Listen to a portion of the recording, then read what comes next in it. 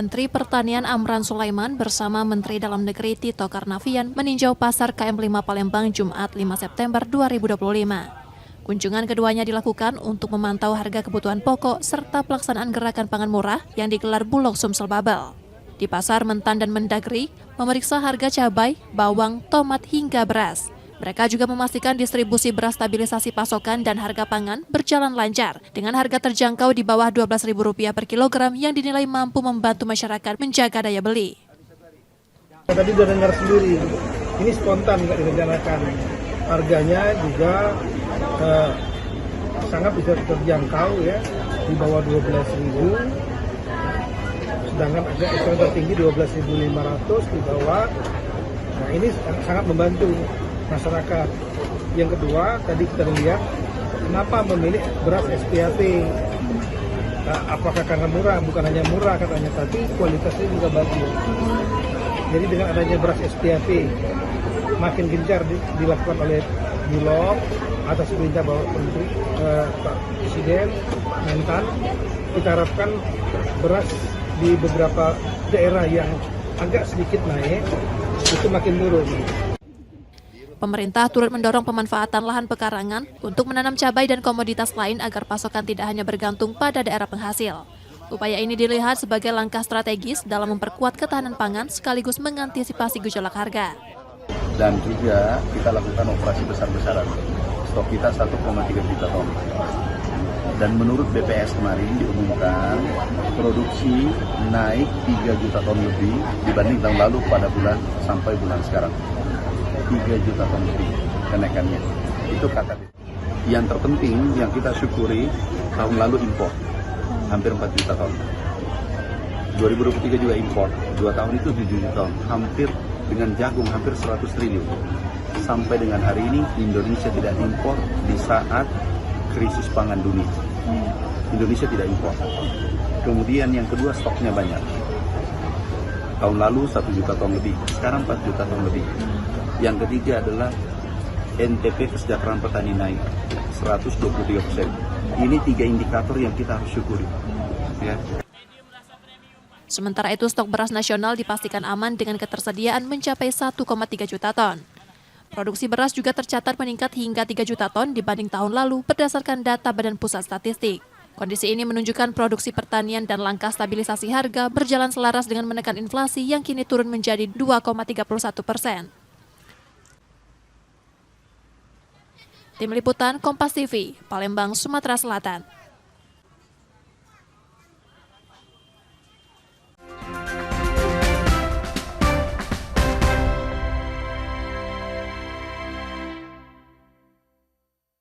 Saudara, gejolak demo besar baik dari kalangan masyarakat, ojol hingga mahasiswa sempat terjadi di Provinsi Sumatera Selatan dalam beberapa waktu terakhir. Lantas, gejolak ini berpengaruhkah terhadap pertumbuhan ekonomi di Sumatera Selatan? Kita akan bahas bersama Pak Sukanto Sairuki yang sudah hadir di studio Kompas TV Palembang pada pagi hari ini. Selamat pagi Pak Kanto. Selamat pagi, Bu. Sebelumnya terima kasih sudah menyempatkan waktu untuk hadir bersama kami di studio Kompas TV Palembang pada pagi hari ini. Pak, kita langsung saja nih ke topik pembicaraan kita yang saya bilang di awal tadi. Mungkin Pak Sukanto bisa memberikan nih gambaran secara umum apakah gelombang demonstrasi yang terjadi di Indonesia saat ini dapat mengganggu perekonomian. Seberapa besar pengaruhnya, Pak? Oke, baik, terima kasih. Jadi ketika kita bicara demonstrasi itu adalah hak politik yang pertama. Namun kita punya pengalaman pahit ya di tahun 98 bahwa dengan adanya demonstrasi ekonomi kita anjlok, bahkan terjadi pergantian rezim. Tentu ini tidak kita inginkan untuk kondisi sekarang. Tapi berbeda dengan tahun 98 ya. Tahun 98 itu kan gejolak demonstrasi itu dipengaruhi oleh faktor luar awalnya. Jadi ketika ekonomi kita mulai turun, inflasi terjadi, kemudian kurs meningkat, orang resah, kemudian terjadilah demon yang diusung waktu itu adalah KKN ya, kolusi, korupsi, nepotisme. Hampir 30 tahun berselang, tahun 2025 kita kembali demo yang cukup atau eskalasinya cukup besar ya. Tapi yang kita tuntut itu munculnya dari dalam. Adanya ketidakadilan ya, atau ketimpangan antara masyarakat menengah ke bawah dengan para pemimpinnya tanda kutip. Nah ini tentu dalam jangka waktu pendek akan berpengaruh terhadap ekonomi nasional. Di mana melihatnya? Kalau kita lihat saat ini indeks harga saham gabungan mulai terkoreksi cukup dalam, tapi belum sampai 5%. Kalau sampai 5% kan biasanya di stop sementara. Dan yang kedua, kurs juga mulai melemah atau mengalami depresiasi ya. Nah, yang terakhir kalau kita lihat bahwa terjadi capital flight, pelarian modal yang cukup besar ya, lebih dari 200 miliar keluar gitu ya. Ini menandakan nanti akan menyebabkan perekonomian kita menjadi melemah itu dalam jangka pendek. Baik, kalau kita melihat di Sumatera Selatan sendiri pada kuartal kedua ini pertumbuhan ekonomi kita berada di angka 5,42%. Ini dari catatan BPS Sumatera Selatan adalah tertinggi selama 4 tahun terakhir. Bagaimana Anda melihatnya, Pak? Ya, memang pertumbuhan ekonomi Sumsel khususnya cukup tinggi ya, di kisaran 5%, bahkan 5,4, dan kalau tidak salah nomor 2 di Pulau Sumatera ya. Tetapi harus kita lihat di komposisinya atau struktur dari pembentuk pertumbuhan ekonomi itu sendiri. Kalau dilihat dari sisi pengeluaran setidaknya ada 5 gitu ya. Adalah konsumsi, investasi, kemudian government spending, ekspor dan impor. Mana yang dominan di sini? Pada TW awalnya, TW 1 ya khususnya, harga komoditas kan relatif aman lah atas ya, misalnya komoditas sektor unggulan kita kan karet, sawit, batu bara ya. Nah, jadi pertumbuhan ekonomi kita itu banyak disebabkan dari sisi produksinya itu kan tadi komoditas tadi. Nah, ke depan itu menjadi tanda tanya besar kita ketika kita lihat misalnya data tren penurunan harga komoditas batu bara. Batu bara itu kalau kita lihat kontribusinya terhadap PDRB kita, Sumsel khususnya itu kan 25%. Jadi kalau batu bara turun, ya orang memprediksi kayaknya ini bakal turun juga. Nah, terlepas dari itu semua, dari sisi pengeluaran tadi, pemerintah memang harus memperhatikan tadi ya konsumsi masyarakat, karena konsumsi ini kan kontribusinya terhadap pertumbuhan ekonomi itu cukup tinggi. Kalau konsumsi ini tidak terjaga akibat tadi, tanda kutip demonstrasi tadi, daya belinya menurun, ini juga akan berpengaruh terhadap pertumbuhan ekonomi. Terus investasi itu kan memerlukan kepastian. Jadi ketika terjadi demonstrasi, orang menjadi uncertainty atau tidak ada kepastian. Artinya investor akan bersikap wait and see, melihat, menunggu gitu ya, kapan waktu tepat untuk melakukan investasi. Nah, yang ketiga adanya government spending. Kita tahu kita mulai ketat dengan penggunaan anggaran, dimulai dari efisiensi kan. Artinya banyak proyek-proyek kita yang tertunda, bahkan cenderung dibatalkan. Nah, yang berikutnya lagi nanti yang kita harus khawatir adalah adanya ekspor kita yang mandek. Kemudian impor juga sama. Nah, tadi saya sebut di awal tadi kan ketika terjadi gonjang-ganjing tadi, kursnya akan cenderung melemah. Kalau kurs kita melemah, dampaknya itu impornya mungkin bagus ya. Karena harga barang impor kan menjadi lebih murah ya. Tetapi barang ekspor kita menjadi tidak kompetitif. Karena harganya relatif mahal kan. Nah, ini juga menjadi catatan kita ke depan untuk perekonomian Sumsel. Jangan sampai nanti kegembiraan kita yang 5,42 tadi menurun. Nah, selanjutnya kalau kita lihat juga, saya pernah melakukan riset kecil-kecilan gitu ya. Apakah pertumbuhan ekonomi kita itu bersifat inklusif? Nah, kalau kita masih mengandalkan sektor yang ekstraktif, batu bara, kemudian perkebunan ya, pasti kita berkendala dengan aspek lingkungannya. Artinya pertumbuhan ekonomi kita cenderung tidak inklusif. Apa maknanya? Pertumbuhan ekonomi tinggi tapi tidak sepenuhnya dirasakan oleh masyarakat. Makanya orang bertanya, kok pertumbuhan ekonomi kemiskinan juga tinggi?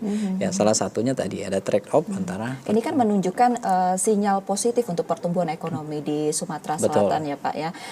Mungkin tadi Bapak bilang ada beberapa yang mungkin tidak inklusif seperti itu. Apa seberapa besar sih pengaruhnya di tengah aksi demonstrasi saat ini, Pak? Ya, gejolak tadi kan karena ada gap pendapatan tadi kan. Kalau kita lihat data misalnya, 2018 sampai 2024 ya, bagaimana kelompok atau kaum menengah itu mengalami penyusutan orangnya.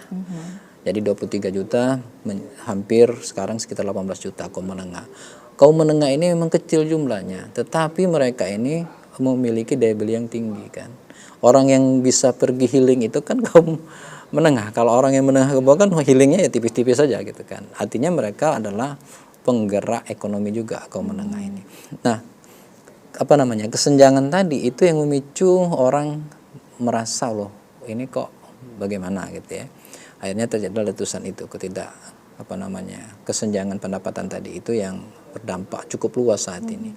Nah, satu sisi kita mengalami kesenjangan itu, di sisi lain kita penerimaannya terbatas. Akhirnya pemerintah mau tidak mau mengpush pajak.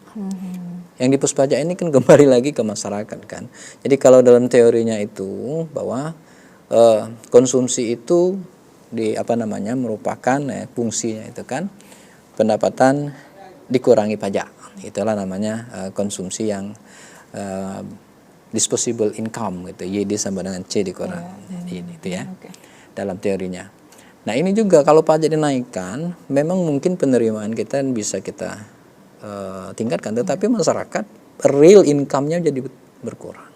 Nah, ini juga menjadi catatan kita. Makanya orang menjerit, loh ini kok pajaknya naik. Pajaknya naik, tapi pendapatannya? Ya, pendapatannya kan gitu aja kan. Nah, artinya pemerintah juga harus mawas diri terhadap fenomena itu. Kalau kita tidak sepenuhnya menyalahkan daerah, karena daerah tidak punya uang kan. Ketika efisiensi, dana transfernya kan dikurangi. Sementara dana transfer itu DBH ya, dana alokasi umum, dana bagi hasil, dana alokasi khusus itu kan komponen dari DAU terbesar ya. Kontribusi DAU itu terhadap belanja itu cukup tinggi. Artinya sementara belanja kita itu kan 60%-nya belanja operasional, belanja operasi, ini gaji pegawai, honor.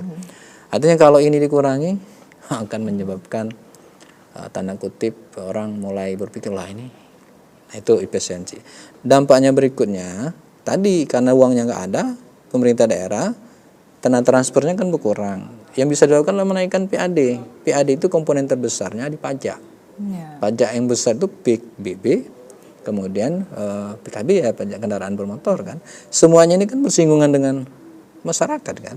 Jadi kalau ini dinaikkan, ya jadi bola liar lagi. Ada yang naikkan berapa? 300 ya. 300%. Ada yang naikkan sampai 1000 kalau nggak salah ya. Ketimpangannya bertambah. Akhirnya orang sementara di aras atasnya tadi seolah tidak tersentuh dengan efisiensi. Nah, ini yang menjadi asbabul nuzul lah kalau dalam ini. Baik Pak, ketika kan tadi berbicara terkait dengan pertumbuhan ekonomi di Sumatera Selatan ini menunjukkan sinyal positif ya Pak. Ya. Tapi berbanding terbalik gitu dengan bulan Agustus ini kita Sumatera Selatan deflasi sementara bersamaan dengan aksi demonstrasi ini sebesar 0,04%. Mungkin apakah ini pengaruh dari hal tersebut? Bapak melihatnya seperti apa Pak? Dalam terminologi ekonomi memang inflasi dan deflasi itu kan suatu hal yang wajar. Maka biasanya pemerintah melihat Bank Indonesia menetapkan inflasi itu kan 2,5% plus minus 1. Artinya kalau 1,5 inflasinya itu masih aman lah. Terus kalau dia 3,5 masih aman lah. Kurang dari itu menjadi warning bagi pemerintah. Tapi kita harus lihat dulu penyebab dari inflasi itu maupun deflasi. Kalau dia sudah menyentuh inflasi inti, itu yang berbahaya. Jadi itu fundamental kita sudah anjlok. Tapi kalau dia disebabkan oleh misalnya kenaikan harga komoditas atau volatile food, atau disebabkan oleh kebijakan pemerintah, itu juga bisa orang bisa abai gitu ya. Nah, ini deflasi memang kan trennya mendekati Agustus. Kemarin kan tertolong karena orang belanja untuk keperluan sekolah kan. Orang kan mau anak sekolah kan di Juli kan. Orang belanja semua, terus ya nurun lah. Kalau kita kaitkan dengan demo kemarin sepertinya terlalu sumir ya, karena itu kan baru menghitung deflasi itu kan bulan kemarin kan. Artinya yang harus kita lihat itu di next month-nya, di Septembernya itu karena delay kan dampaknya itu kan nggak mungkin terjadi saat ini langsung, mungkin bulan depan kita lihat kalau memang kembali deflasi memang betul tuh terjadi penurunan daya beli, itu harus kita waspadai. Gitu. Mungkin apa Pak yang bisa dilakukan oleh pemerintah terkait dengan deflasi di tengah kondisi saat ini Pak? Kita lihat deflasinya gitu. Deflasi ini penyebab utamanya apa? Kalau penyebabnya adalah kebutuhan pokok, artinya memang orang tidak punya uang untuk itu. Tapi kalau disasar adalah misalnya emas gitu ya dan seterusnya, orang kan cenderung menahan diri artinya untuk konsumsi itu.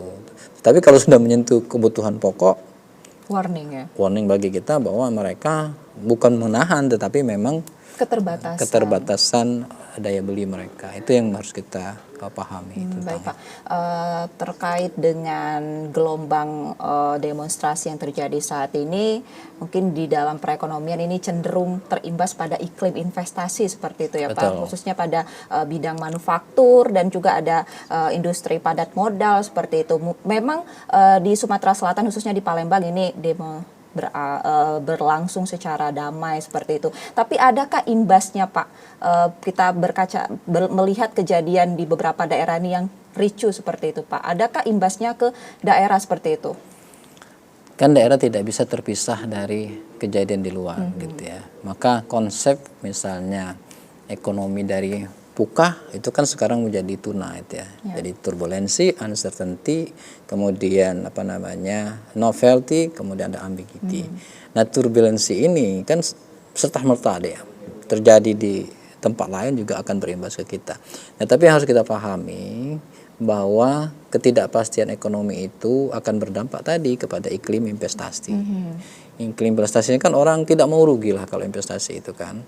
Yang kedua, kalau ini terhambat artinya tadi pertumbuhan ekonomi juga akan terhambat. Nah, kalau kita lihat pengalaman tahun 98, kita kan sering demo kan tahun 98. Kemudian tahun 2012 pernah waktu Pak SBY gitu ya. Kemudian tahun berikutnya.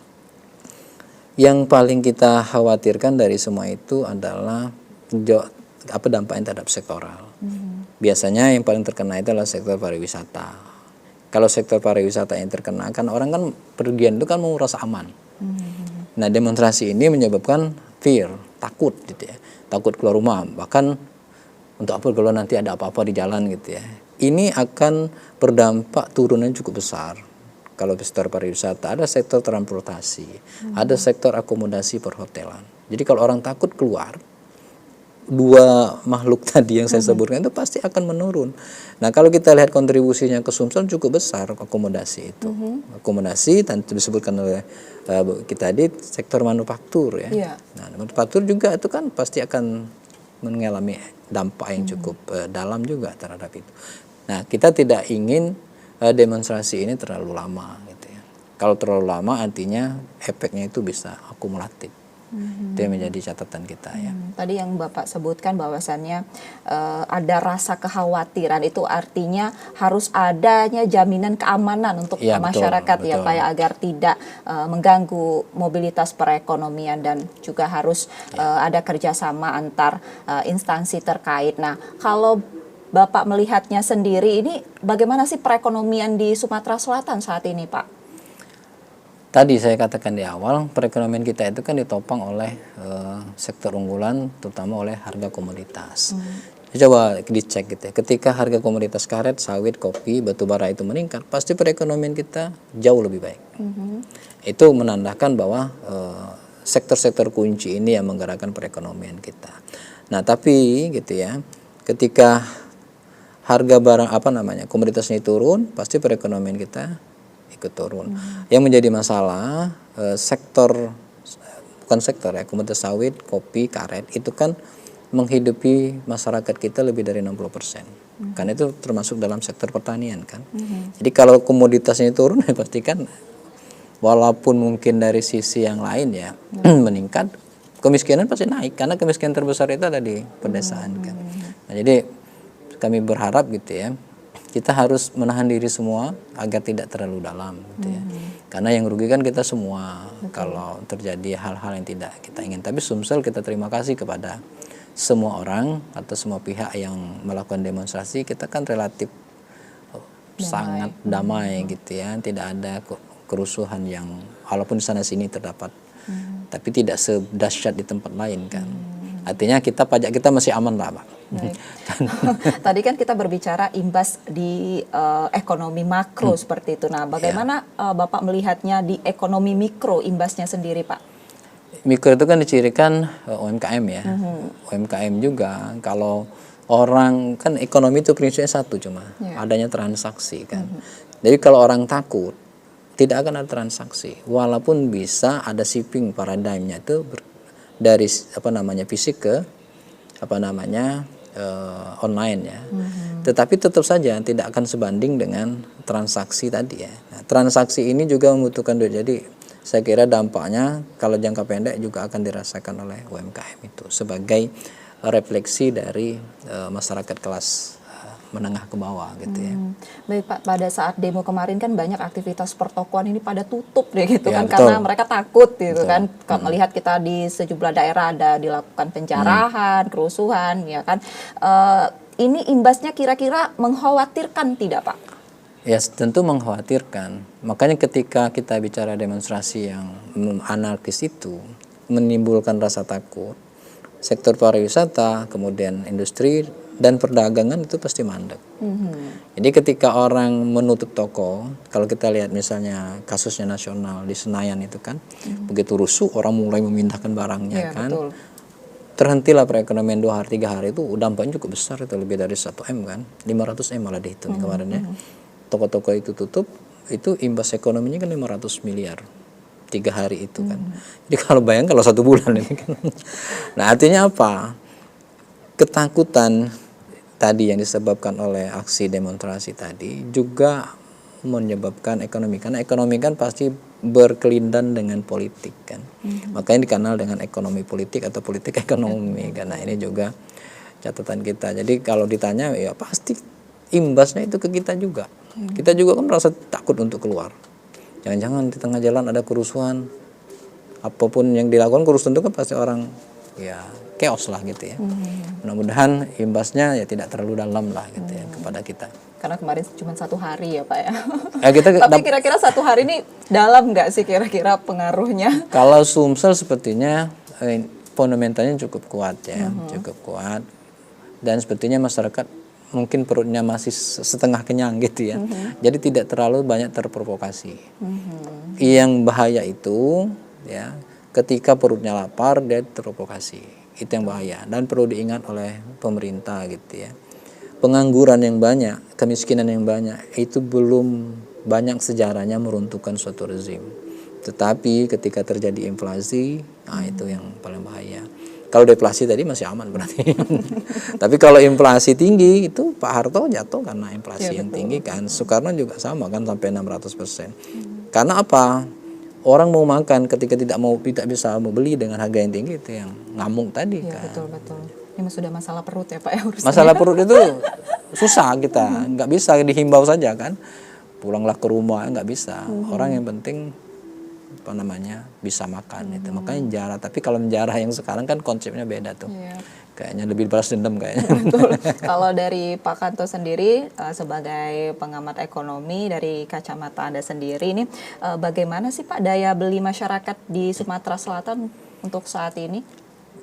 Ukuran daya beli kan relatif ya. Jadi kalau kita lihat daya beli kita cukup stabil ya, cukup stabil. Ini terlihat atau tergambar dari pengeluaran per kapita rata-ratanya. Gitu ya. Cukup relatif tinggi dibandingkan wilayah lain. Artinya apa? Daya belinya relatif terjaga. Nah, tetapi masih tetap harus kita perhatikan karena itu menjadi komponennya dari IPM. Pengeluaran rata-rata itu. IPM kita itu yang terendah kedua. Iya. Sumatera. Jadi dari bawah ya, bukan dari atas duanya itu, dari bawah. Artinya apa? Salah satu komponennya itu kan pengeluaran rata-rata tadi ya, per kapita rata-rata. Itu jadi catatan PR bagi kita semua ya, bukan hanya pemerintah, tapi kita semua tuh. Jadi kalau dari sisi konsumsi tadi, tapi pemerintah Sumsel, karena saya sering diskusi juga dengan pemerintah Sumsel khususnya, untuk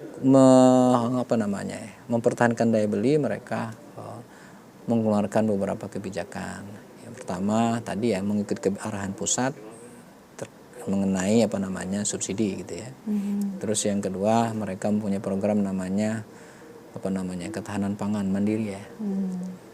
Itu juga katanya menjadi bantalan ekonomi untuk masyarakat rendah. Baik. Untuk menjaga.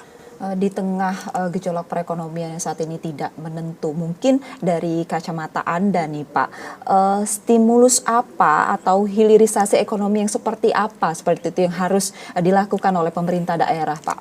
Baik, jadi hilirisasi itu kan mudah diucapkan, sulit untuk diimplementasikan. Betul.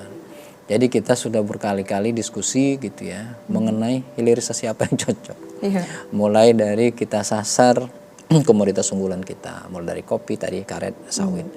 Yang bisa kita lakukan sepertinya hilirisasinya di karet dan di kopi ya. Bukan di kopi, di sawit ya. Nah, sawit ini banyak produk turunannya gitu ya untuk Sumsel. Jadi pemerintah jojoran tuh di sawit ya. Tapi yang menjadi masalah kita di karet. Karet ini sepertinya sudah senjah gitu ya. Karena harganya tidak terlalu beranjak naik, sementara orang yang kerja di sawit itu tinggi, di karet itu cukup tinggi. Nah, hilirisasi seperti apa? Tadi sebenarnya yang menciptakan nilai tambah yang tinggi gitu ya. Kalau kelapa sawit kan banyak produk turunannya. Jadi setiap kita melakukan turunan pertama itu kan menciptakan nilai tambah atau mata rantai yang tinggi. Tujuan hilirisasi kan adalah meningkatkan pendapatan melalui nilai tambahnya itu kan. Jadi kalau ditanya hilirisasi yang tepat ya hilirisasi yang menyentuh halayak banyak. Kita punya rencana untuk hilirisasi batubara dengan menciptakan DME ya. Tetapi juga menjadi bola liar juga akhirnya, tidak jalan sepenuhnya. Yang bisa jalan sepenuhnya itu hanya di sawit seingat saya ya, di sawit. Karet juga kita punya konsep untuk bagaimana memanfaatkan karet alam kita ini menciptakan ban mobil karet. Tapi mantep juga kan, karena kita tidak mampu bersaing dengan yang lain tanda kutip ya. Jadi menurut saya hilirisasi yang memang menyentuh orang banyak. Gitu. Kalau saat ini ya sawit. Hilirisasi tadi yang seperti Bapak bilang kan ada juga harus tenaga seperti itu. Situ kita melihat juga contoh seperti karet yang mungkin potensinya sangat besar, namun produktivitas petani saat ini masih tergolong rendah. Bagaimana Bapak melihatnya? Jadi memang catatan kita gitu ya. Saya punya kajian lagi ongoing ini mengenai prioritas komoditas, commodity priority-nya kan. Dan tadi sawit, karet, kemudian kopi ya. Yang paling khawatirkan kita adalah karet. Jadi kalau saya diskusi terakhir itu, ternyata kita untuk bahan karet remah itu ya, yang kita ekspor ke Amerika itu bahan bakunya dari Pantai Gading, bukan dari masyarakat kita. Jadi agak miris juga kita. Kenapa? Karena tadi bukan cuma produktivitas tetapi kualitas karet kita itu ya sangat mengkhawatirkan ya. Jadi orang lebih cenderung beli dari luar walaupun relatif harganya naik tinggi mungkin ya.